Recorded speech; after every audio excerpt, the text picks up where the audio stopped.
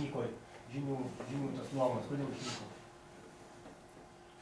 Kas jos išnaikino? Jie galėjo gyvuoti tūkstančius metų, ne? Na tai kiekvieno atveju yra individuali istorija. Lietuvos atveju tai žinoma apskritai, juk buvo ir kryžiuočiai, ir panašiai. Ir kalavijų. Jo. Tarp kitko, čia sakykime, kad tarp graikų pagonybės atveju, tai pavyzdžiui, mes turim kai kurios žmonės, kurie buvo, pavyzdžiui, inicijuoti ministerijas, buvo žiniai ir taip toliau, ir jų būtent parašyti tekstai poleminiai, jau kai atsivertė krikščionybę, faktiškai yra vieninteliai liudijimai apie tuo metu egzistavusias graikų žinių, pavyzdžiui, luomų praktikas. O lietuvių atžvilgiu, tai aišku, tokių tekstų nėra ir tiesiog tai apie atsivertusius žinius aš nesu girdėjęs, bet nežinau, bet nebuvo gražus laikai. O kur galima paskaityti apie tos graikų žinių, sakėt, yra kažkokių nuotraukų kažkur? Nu, man geriausiai žinomas, sakykime, bet čia šiuo atveju ne žinys, o žmogus inicijuotas į misterijas, tai reiškia slaptus ritualus graikų, tai yra Klemensas Aleksandrietis ir jis yra pats pirmas liudytojas apie Hermį Trismegistą, tai yra korpusas vėlyvosios antikos mistinių tekstų ir Hermis Trismegistas yra pats pirmas autorius istorijoje, kuris kalba. Atsiprašau, Klemensas Aleksandrietis yra pats pirmasis istorijos autorius, kuris kalba apie Hermį Trismegistą ir pasakoja apie tam tikrus misterijų dalykus, kurių šiaip apskritai daugelis pagonių nežinojo. Žinojo tik tais inicijuoti, o visą pilnumą tų ritualų esmės žinojo tik tais žiniai, bet Klemensas nebuvo žinys. O taip, aš atskirai nesidomėjau, bet aš tik žinau apie kai kurias atsivertusius žinius iš hagiografijų. Pavyzdžiui, yra Kiprijono ir Justinos hagiografija, tai yra apie įtakingą žynį Romos religijos, būtent Romos kulto imperinę, kuris atsivertė. O atskirai aš nesidomėjau apie korpusą raštų, kur būtų būtent rašyta tokių atsivertėlių. Daugiau tai va. Gali dar geriau apie pavardes, apie Romos atsivertus pažinimus? Ten yra, aš sakiau apie žmogų iš misterijų, tai buvo Klemensas Aleksandrietis iš Aleksandrijos miesto, o lietuviškai hagiografija ten paprastai minimi du žmonės, Kiprijonas ir Justina, nes tas Kiprijonas atsivertė dėl Justinos ir, žodžiu, dėl to tie žmonės paprastai susieti yra. Ir rašoma apie jas, tai žodžiu. Ir susijusi problema vėlgi yra ta, kad kadangi, aptarkime šaltinius, tai faktiškai yra trys pagrindiniai šaltiniai, tai kad didieji, iš kurių mes žinome apie pagonybę. Tai yra archeologiniai liudijimai, vėlesni etnografiniai ir folkloriniai duomenys, vėlesni pasakojimai, padavimai, taip toliau, kurie išliko jau po to, kai pagonybė buvo nuversta, ta prasme, kai įtvirtino krikščionybę iš vėlesnių amžių, nes pagonys dažniausiai neturėdavo raštijas. Ir patys pirmieji rašytiniai liudijimai, tai yra misionierių užrašai. Tai, sakykime, kuo ypatingi misionierių užrašai, tai įsivaizduokite situaciją, jeigu jūs būtumėt žmogus, kuris nori atversti į krikščionybę tam tikrą tautą, jūs atvykote ir jūs rašote, pavyzdžiui, laiškus arba tiesiog rašote kroniką, kaip jums sekasi tai daryti. Tai jūs nesate antropologas, jums neįdomu yra, kaip jie gyvena, ta prasme, ko jie tiksliai tiki ir visą kitą, jūs nesate antropologas. O ką jūs rašysite tada apie tą religiją, kurią jūs stebite ir kuri nėra jūs ir kurią jūs norite panaikinti? Jūs rašysite tik tais du dalykus. Tai, kas jūs šokiruoja, tai, kas yra šlykštu tose religijose, ir rašysite tai, kas jūs džiugina, kas yra bendra su krikščionybė ir ką jūs galite funduoti misiją. Tai beveik visų misionierių užrašai ir yra šitų dviejų tipų. Arba pagonybė yra labai baisi, arba pagonybė yra labai graži, dėl to, kad ji turi labai daug bendro su krikščionybė. Ir mes, kadangi turime tokius tekstus, rašytą lėšį iš karto, o neturime jokių pačių pagoniškų dažniausiai tekstų pačios pagoniškos perspektyvos, tai gauname smarkiai iškreiptą vaizdą. O kas liečia vėlesnę etnografinę tradiciją, tai mes susidurime vėlgi su problemomis, kadangi apskritai egzistuoja toks reiškinys kaip tam tikros, pavyzdžiui, ašinės kalendorinės datos. Sakykime, jeigu žmogus yra žemdirbys, jeigu jisai pats dirba žemę, tai tokiu atveju jis yra galų gale gyvenimo požiūriu visiškai priklausomas nuo tos žemės, nuo gamtos procesų ir jisai be abejonės teikia didelę reikšmę metų sezonams, jis teikia reikšmę lygiadieniui, teikia reikšmę kitoms datoms. Ir vėlgi norėčiau pasituoti Beresnevičiaus porą citatų. Tai pirma citata yra apie tai, kad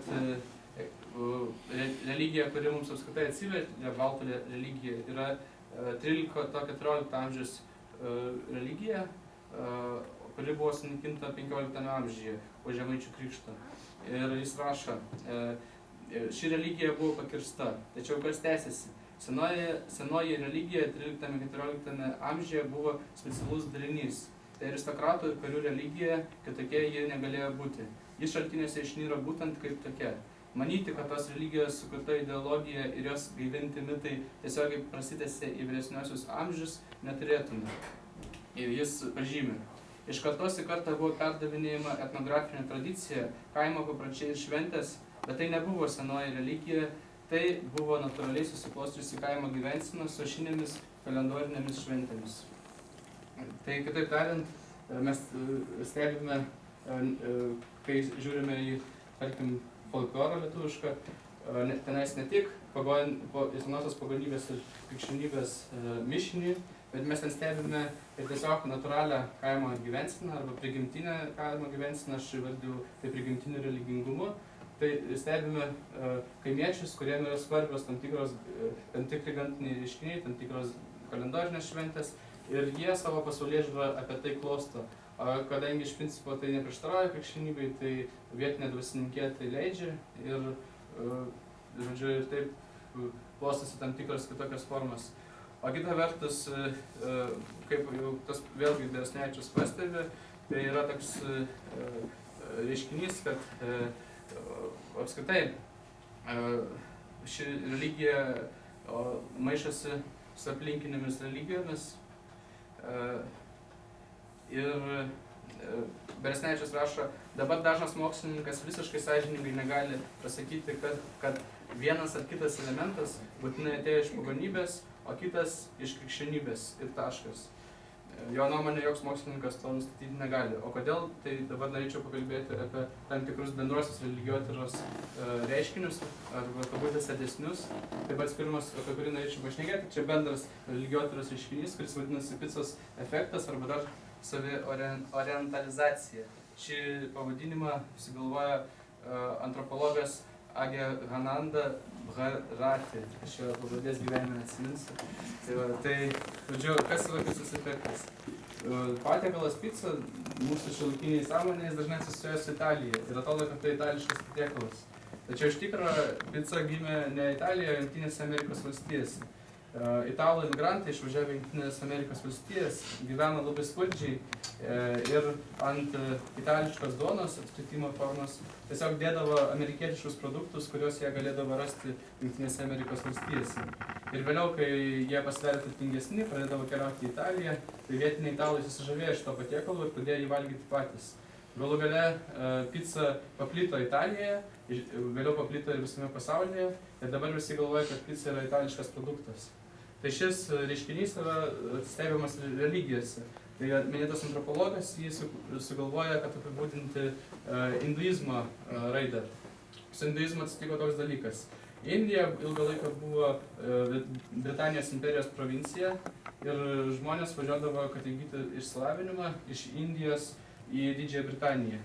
Ir Didžioji Britanija buvo didelė hinduizmą išpažįstančių studentų ir profesorių bendruomenė, kuri Didžioji Britanija susipažindavo su vakarų filosofijos idėjomis, ypač su vokiečių idealizmu, su naujomis srovėmis religingume vakarų, pavyzdžiui, su okultiniais judėjimais, tokiais kaip teosofija ir taip toliau. Ir jie galų gale netgi kiti iš tokių motyvų, kad jie matydavo, sakykim, didžiulę neligybę ir skurdą savo šalyje, kiti galbūt ir iš paprastesnių motyvų, jie pradėdavo kergti savo tradicinę religiją su vakarų filosofija ir vakarų religingumu. Ir tada šitie žmonės iš Didžiosios Britanijos tai atvežė į Indiją. Ir po 19 amžiaus, ypač 20 amžiuje, hinduizmas visas Indijoje mutuoja ir nuo to laiko religijotyrininkai pradeda naująją religiją vadinti neohinduizmu. Neohinduizmas tai nebėra ta pati religija, kurią tikėjo, sakykime, 19 amžiuje ir anksčiau Indijos gyventojai. Tai yra religija, kuri yra perėmusi daugybę vakarų kultūros bruožų ir tai mes tokiu būdu turim tam tikrą picą, kuri gimė Didžiojoje Britanijai, o dabar daugelis žmonių galvoja, kad tai yra grinai indiška religija. Pavyzdys, kaip šis picos efektas ir tiesiog kergimasis vyko Europos pagonybėje, yra pateikiamas Arono Gurevičiaus su skandinavų pagonybėmis. Jis turi tokią metaforą, vadina religinę geografiją. Tai yra, kaip žmonės įsivaizduoja savo pasaulį religinę metaforiką, kaip jo kalba tai išreiškia. Tai Aronas Gurevičius jis rašo, jog ankstyvoji religinė geografija skandinavų pagonybėje yra horizontali. Ką tai reiškia? Kad jie įsivaizduoja, jog žmonių pasaulis yra Midgardas, tai reiškia vidurio sodyba, kurioje gyvena žmonės. O kažkur toli yra kitokios sodybos. Asgardas, tai yra užrigo, ar kaip čia pasakyti, sodyba ir panašiai. Ir, pavyzdžiui, mituose žmogus keliauja žeme į kitus pasaulius. Jisai keliauja horizontaliai, jis nekyla, nesileidžia, jisai keliauja horizontaliai. Ir netgi Valhalla, dievų buveinė, yra apibūdinama, lyg būtų kažkur prie Trojos miesto. Tačiau 200 metų po krikščionybės atėjimo, tiksliau po krikščioniškų misionierių atėjimo į skandinavų kraštus, kai tie skandinavai buvo vis dar pagonis, bet tiesiog buvo tarp jų krikščionių misionieriai. Staiga religinė geografija transformuojasi ir atsiranda vertikalūs vaizdiniai. Pavyzdžiui, kunigo laidojimo apeigų metu ima tikėti pagonis, jog kylantis dūmai neša kunigo sielą į dangų, kur randasi dievų buveinė. Tai yra jau vertikali religinė geografija, kuri yra perimta iš krikščionybės. Ir tokiu būdu netgi nereikėjo pasikrikštyti skandinavų pagonims, kad jų religingumas stipriai mutuotų. Ir dėl šios priežasties, kai mes kalbame, sakykime, apie 19 amžiaus užrašytus lietuvių, tarkim, mitus arba padavimus, mes ten iš viso labai sunkiai galime atsekti senosios pagonybės šaknis arba liekanas, kadangi tai jau daugybę kartų veikta ir daugybę kartų mutavusi religija. Vėlgi, daugybę kartų mano minimas Beresnevičius, jisai netgi teigia, jog lietuvių mitologija mes galime susidurti su vaizdiniais, kurie lietuviams atnešti yra iš romėnų mitologijos arba egiptiečių tikėjimo, arba netgi artimų rytų religijų. Tai gali būti kartais labai netiesioginiais keliais ir per tarpinės religinės stadijas, nes į pačią krikščionybę, netgi ypač populiarią krikščionybę, būdavo įnešami įvairūs pagoniškų religijų motyvai ir su misionieriais jie galėdavo sėkmingai per visą Europą keliauti. Ir tokiu būdu, sakau, mes turime tikrą mišrainę, žiūrėdami į vėlesnę etnografinę tradiciją, kurioje joks mokslininkas užtikrintai neteiks, kad jisai va čia mato konkrečiai tik tais va senosios ten kokios airių keltų ten ir panašiai, ar ten lietuvių religijos motyvą, kuris tikrai yra unikalus šitai religijai.